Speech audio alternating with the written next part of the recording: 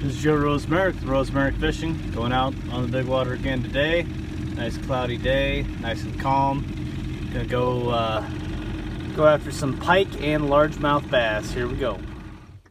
All right, so here's the first one of the day. Just a small northern pike. We got him about 10 foot from the boat. He's pretty darn close there. Just caught him on a pause with a swim bait. We'll get him loose and back in the water. Well, we had another little pike, but it looks like he just kind of bit our worm off the end of the line, so we'll tie on a new one and get going again.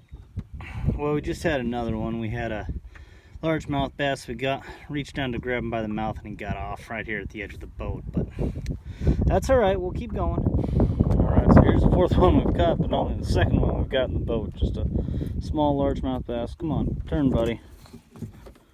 Turn.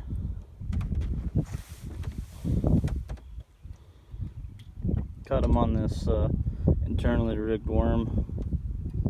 We'll get him loose and back in the water. Alright, so you can see, not a real big guy, maybe 8 or 10 inches, but we got him. He's back in the water. So what we're doing right now, we're just drift trolling. We got this little 5 mile an hour or so wind out of the east. We started at our spot at the hole over on the east end, and we're just letting the wind slowly blow us over towards these reed islands. We might make 2 or 3 passes at different spots just to cover about a 8 to 10 foot flat covered in weeds. All right, so here's another bass. This guy's a little bit bigger. He might be 12 inches or so. Caught him on that same floating worm. We'll get him loose.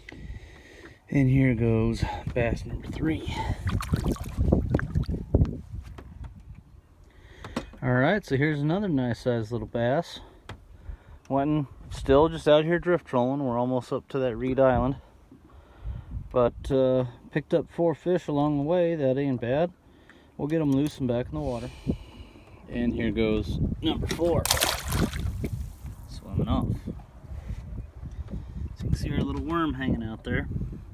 It's got a floating tail on it, so it always wants to come up on the back end. Makes it a little bit more alive. You have a little twitch and pause, retrieve, make it roll a little bit, make it kick a little bit. Good little worm to use. Alright, so we're coming up on these reed islands. We'll go and fire up the motor, take another pass, we'll head back up to that northeast corner and work our way back down. Alright, so we're up in the far corner again, just wind drift trolling. Here's number 5, another small largemouth bass. We switched from that worm back to a swim bait. I caught him right in the corner of the mouth. We'll get him loose and back in the water. And here goes bass number 5.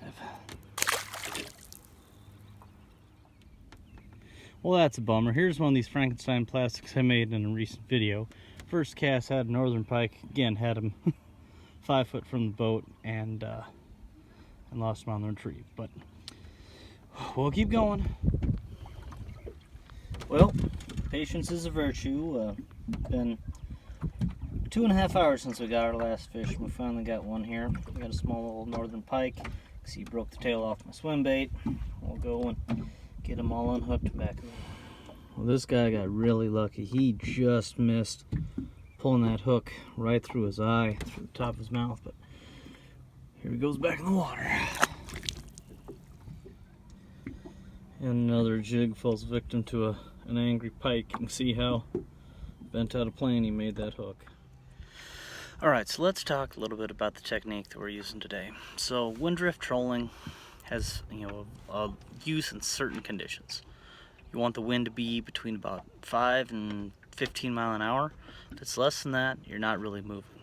If it's more than that, you have a safety issue with how fast you're going and your potential waves and wake. Another safety thing, you can see my anchor's tied off, ready to deploy. When you're not under power, if there's an obstacle coming, if there's another boat coming, you don't have time to grab the key, start the motor, and put it under power. It's easier to have that anchor ready to deploy. Another thing is where you use this technique. So what you need to do is, it doesn't work if you have a specific structure you're targeting. A point, a hump, an island, a hole, a break line, a weed line. It works when you have big common areas. For this particular lake, there's about a 1/4 mile long by 1/2 mile wide stretch of 8 to 12 foot weed flat. Very continuous, there's no sharp lines, there's no weed line in it.